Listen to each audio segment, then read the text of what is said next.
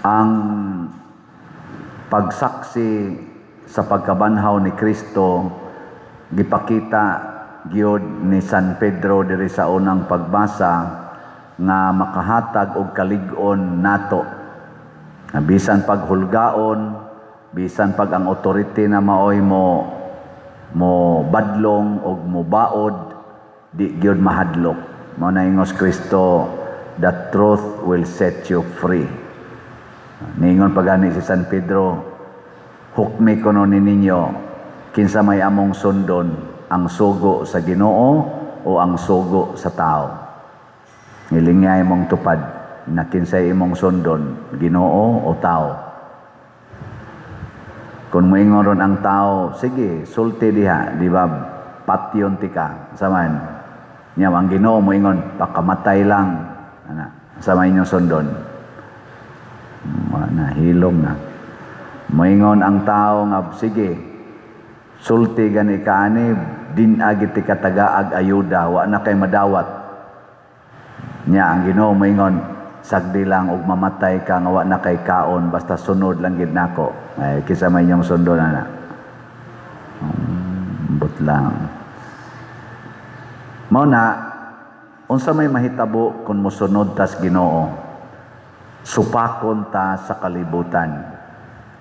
Supakon ta sa mga tao nga nias kalibutan ang kasing-kasing o gunahuna.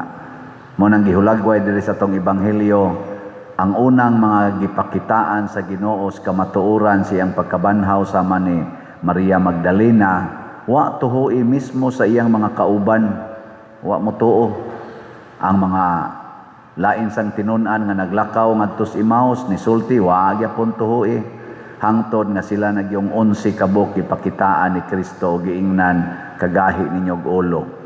Tuo na sila, nisimba na sila sa Ginoo, agisugo dayon sila, panglakaw kamo sa tibuok kalibutan ug isangyaw kining maayong balita ngadto sa tanang tao.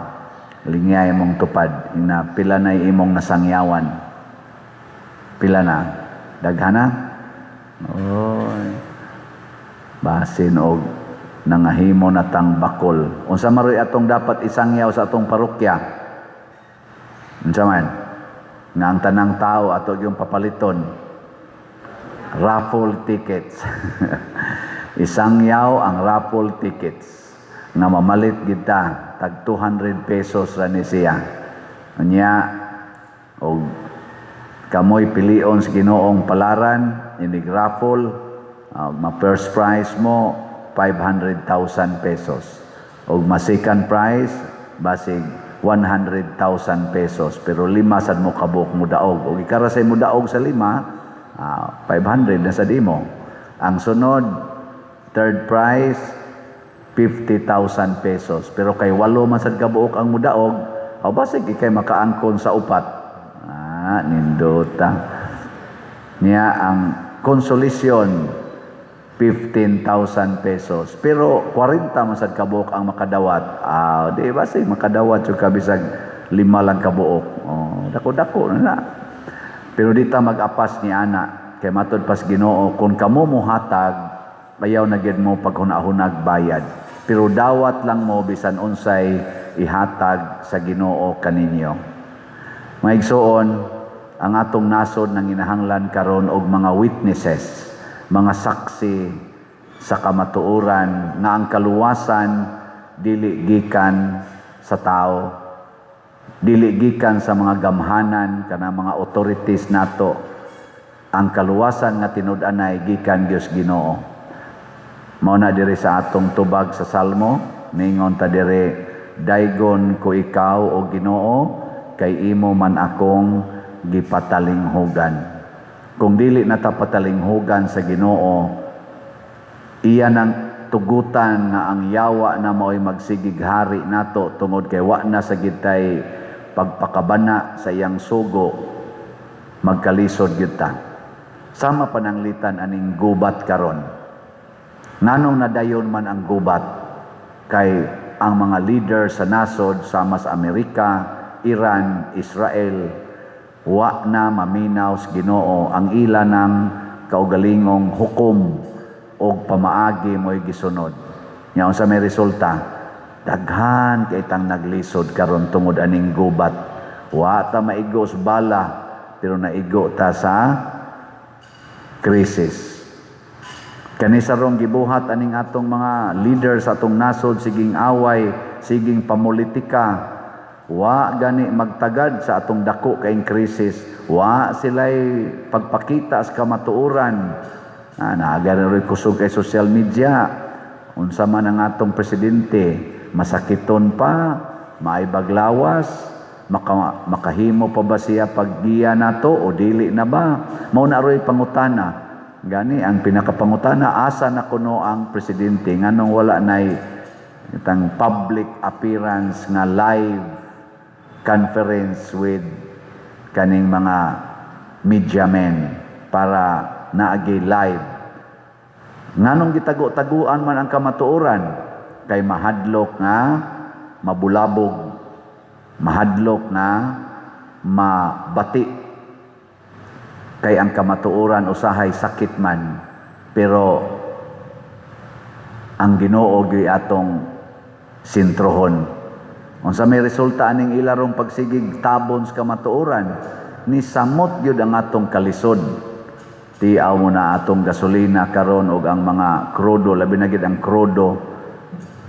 Purti ng taasag saka gikan 150 ni adbot nag 170 mo siguro mo 200 na ni karon. Ang gasolina gikas 90 kapin karon 100 na sa 20. Mao kuno na aron didto gipamutang ambot lang tinuod bas check up lang ninyo basig mas labaw pa. Nganong wa man kapugong ani ang atong presidente, ang atong mga gamhanan dihang in charge sa atong panggobyerno. Kay wa man sila magatiman, lain may giatiman sa kadaghanan, ang impeachment man, ang ilamang politikanhong agenda, dili man ang panginahanglan sa nasod. Muna gilupig ta sa ubang mga nasod nga silingan nato dinis Asia, sa malangganis Vietnam ug uban pa, Singapore, Japan. Wa kay sila makasulbong ang ilang krisis, labi na gid ang price sa ilang oil, kay ang mga leaders ilang nasod nagtinabangay unsaon pag atubang kining nasudnon og global nga krisis. Di para sa ato dinhi nga naot pa unta makaamgo ni sila, maghiusa unta. I-impeach naman hinoon ang ilang mga kauban. Kasuhan naman ng ilang mga kauban, imbis nga maghiusa ta kay magtinabangay tag asdang aning atong kaaway nga krisis, mag-away naman hinoon. Namusamo tag kalusno. Murabag magtiayon ba nga nasunog na inyong balay, imbis magdungan mo kuhag tubig kay inyong ibubuos kayo, nagbugno na hinoon mo diha sa balay. Unsa may resulta? Mapaig mong duha. Mapaig. Dungan mo nitong kuhag balde, o dungan baka mong layat aron nga di mo masunog diha. Nagbugno naman hinoon, nag-away naman noon. Di, wan nyo tabanga ang dako kayong sunog. Kamong duha na apil. Mo na maminaw ta ni Kristo. Yes, patalinghogan ta ni Kristo, pero kita saan mo patalinghog kaniya. Matud pang San Pedro, sundo nato ang Ginoo, dili gyud ang sugo sa tao. Kay kung musunod na ta sa sugo sa tao, ang inga ni Kristo kanato, pagkabuang gayod ninyo, pagkakulang ninyo sa pagtuo. Tapos ang lingi sa imong tupad, ing na buang pakagihapon, ing na dili na nitoo na kos kamatuoran, hinaot pa unta.